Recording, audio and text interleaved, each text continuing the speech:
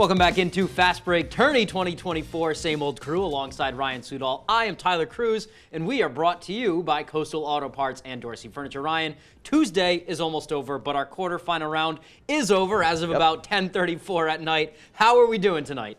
A little uneasy. We made it. We got it done. The game ended. We'll get to that game in a little bit. Class C quarterfinals were the last to wrap up, and there were some great matchups. Let's see what we were working with today, starting with C boys. Fort Fairfield and Mount View advanced yesterday. Today we had Hodgdon and Machias, followed by Piscataquis and Calais. All right, and for the girls, it's going to be PVHS and Fort Kent in the semifinals. We still had Mattanock and Hodgdon to play, as well as Dexter and Mount View. All right, so let's get right to it. 4 p.m. start for all games today is definitely a welcome change. Let's start. It is the 5th-ranked Hodgdon Hawks taking on the number 4 Machias Bulldogs. Final seconds of the first half is where we pick this up, and check this out. Mickey Fitzsimmons to Bobby Richardson for 3, and he drills it at the horn. Hawks up 2 after 2 to the 3rd. Hodgdon's David Tuttle to Kyron Sierleglio.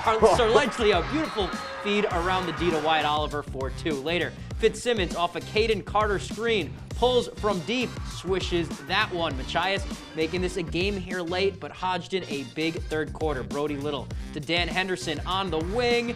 His triple is true. It was tight down the stretch. Hawks win 64-57.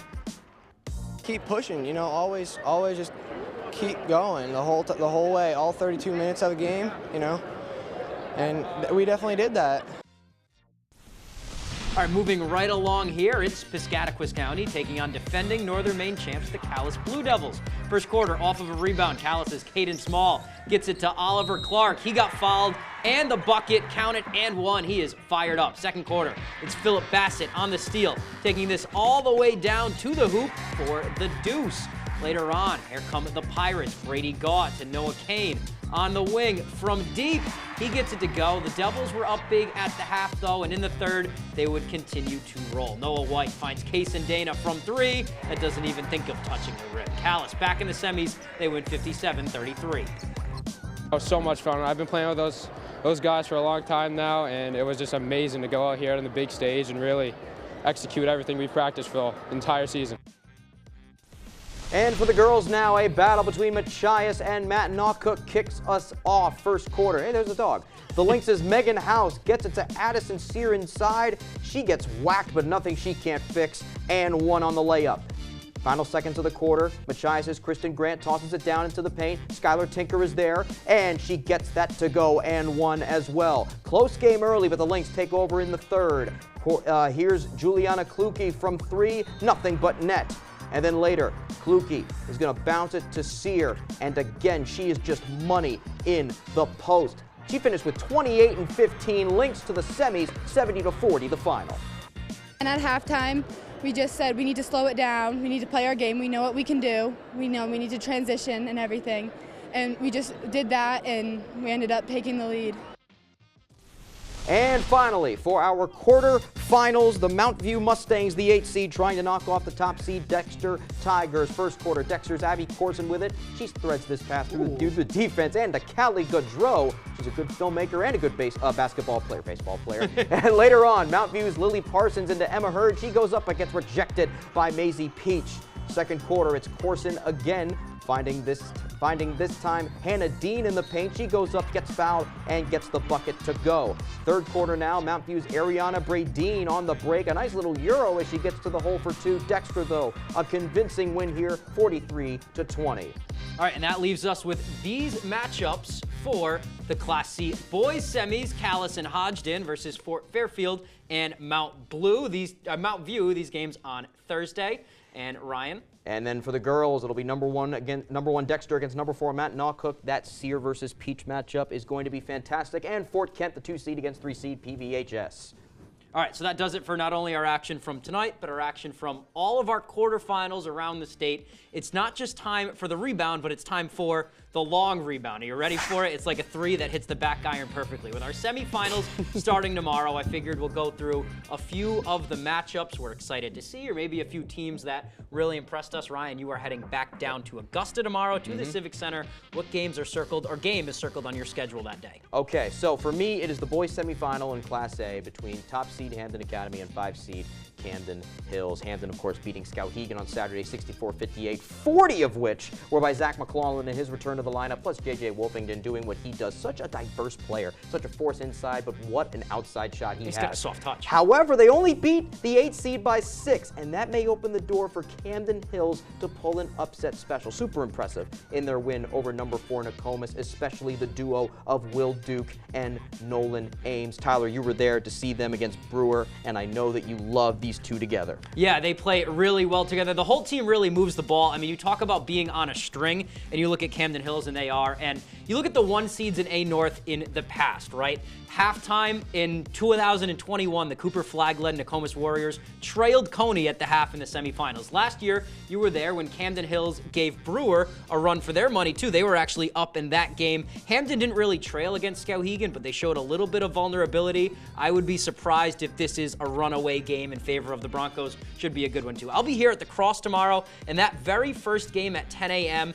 is the one that I want to talk about. 10th-ranked MDI coming out of the prelim on the road, knocking off 2-seeded Mattanock. They get the Old Town Coyotes, who, as we all know, they are serious threats for a state title. It's really two different styles of play. Old Town is fast. They have bigs that can shoot. They have bigs that can guard the perimeter. Their guard play is stellar on both sides of the ball and on the glass. I can't say enough good things about them.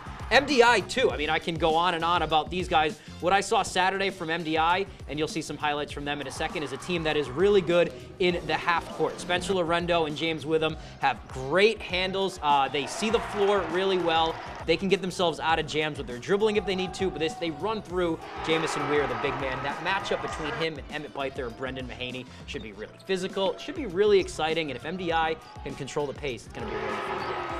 And from tonight, let's talk about our 2 quarterfinals from Class C boys. I was really impressed with the Calais Blue Devils and how they started the game. They look like they're ready to repeat, but the way Hodgdon came out in that 3rd quarter after being down at the half really stuck with me. They move the ball so well. They can shoot, they can crash the boards. They don't shy away from the physicality. I think they match up decently with Calais, and that on Thursday should be a great game. Yeah, we'll see some of those Hodgdon highlights in a second. Calais came out on fire. I think it was, 23-0 in this game. We know they can run. We know they can shoot. We know they can defend. But what Hodgdon did with their backs against the wall in the second half I love this Dexter, sequence right here, by the way. It's an awesome pass down the court and an awesome vision there. This is going to be a really fun game. I know Calais is the favorite, but I wouldn't be counting out the Hawks. All right, so there is plenty more fast break to come when we get back. Don't go anywhere.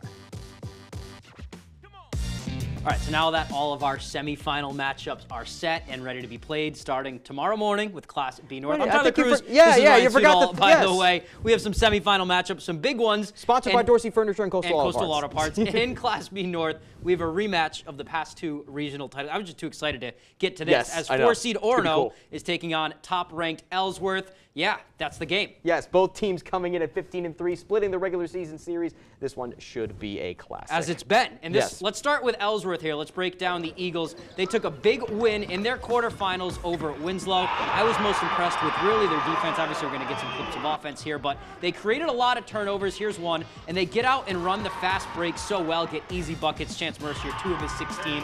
But it's such a balanced attack. Yes, he led the way.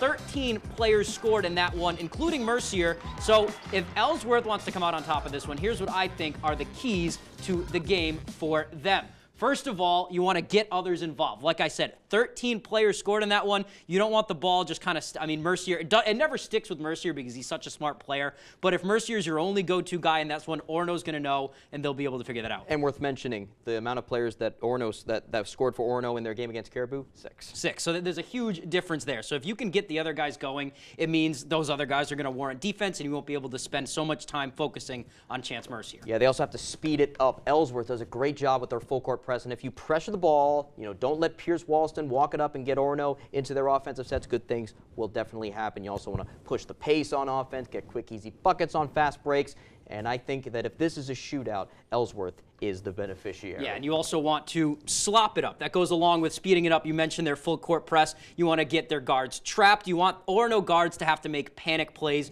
You kind of want to make this one a messy game, turnovers, because if you're out and running and it's a track meet, I think you also have a good chance. And we'll get to that. You know, that's really my main criticism of the Orono team. We'll get to that in a little bit, but let's go to Orono. The 4-seed Red Riots hanging on to defeat Caribou, who they lost to early in the season. The three-headed monster of Pierce Walston and the Francis brothers combining for 39 They play with so much points. passion. It is so fun to watch. I was just about to say that. Defending champs run a fast, big play kind of game, and that helps them a lot, but that can hurt them some. With that said, here are some keys for them. Okay, starting with don't chance it. You have to not allow Chance Mercier to get a hold of the ball, because if he gets a hold of the ball, if he's not making shots, he's getting them to his teammates, and that's where most of the points are created, through him. Cannot allow that to happen. So the off-ball defense is going to be key. Deny, deny, deny. Okay, and also you have to Squeeze the orange. Yeah, that goes into what I said with Ellsworth kind of wanting to make this game a little messy. That possession battle is going to be huge. If Orono can limit their turnovers, that also limits the easy buckets Ellsworth gets, which limits the momentum. And it really, if you can limit your turnovers, you can control the pace of play, which I think is huge for Orono. And like I said about my main criticism about the Orono team, they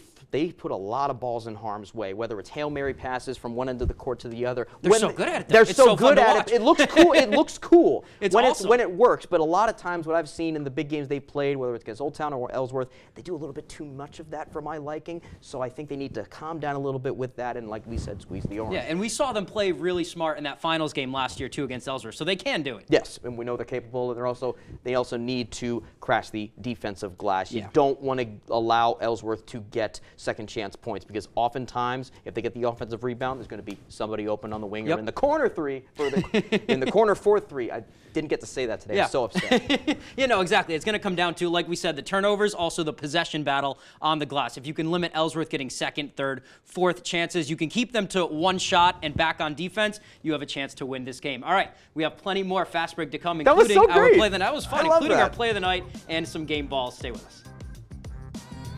Welcome back to Fast Break Tourney 2024. Almost at the halfway point of the week. Day 4 is now complete. Tyler Cruz here with Ryan Sudol, brought to you by Coastal Auto Parts and Dorsey Furniture. Didn't forget this time. Yes, exactly. We have put the quarterfinals to bed, and we're turning the page. But before we go tonight, let's get to a few things. First, our play of the night. It's time for You Gotta See This. Okay, this one goes out to Machias boys Bobby Richardson. Here comes Mickey Fitzsimmons at the end of the first half in their game against Hodgdon today. He got this ball with about a half second to go and drills it at the horn to make it a 2-point game going into the half. Yeah, down one at the time of the shot. It's kind of like when you're spamming the, I play Xbox, so you're spamming X trying to get the shot off with 0.6 left in 2K. It's kind of what he did there. He gets it and just hoists it right up. With a man in his really face, fun too. to see. Yeah, I mean, you have to with the defense there. Great shot for them. Unfortunately, don't get the win, but that is a huge play, and that's why you had to see it. Which is just as well. Yeah, exactly. All right, and now, as always, no ball here tonight. I think I forgot it. But let's do our game balls. I'll go first. Oh, Mine's wait, gonna go out here you to, go. Here's your ball. Mine goes out to Play Hodgdon. along. I got it. Okay. Mine goes out to Hodgdon point guard David Tuttle. David led all Hawks 17 points in their win, and it wasn't just his scoring. He was getting wherever he wanted on the court with his dribble, finding open guys, whether it be on fast break or in the front court. He's the one that started that break on that play you really love with the long pass.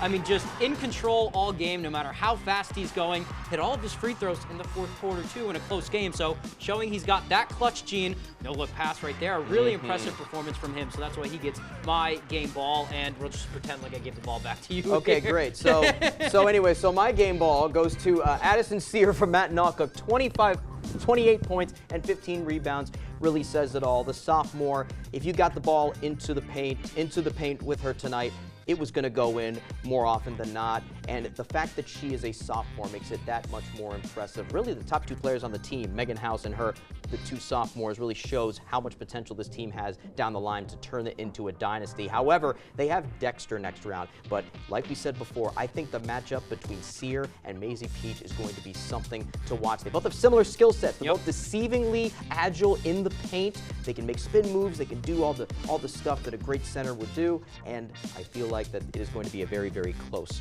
matchup with them two in terms of points scored. We'll have all of that for you tomorrow here on Fast Break. You'll be live down in Augusta for us. But that's all we have for tonight. Have a great rest of your evening. See you back here at 10 tomorrow with more Fast Break.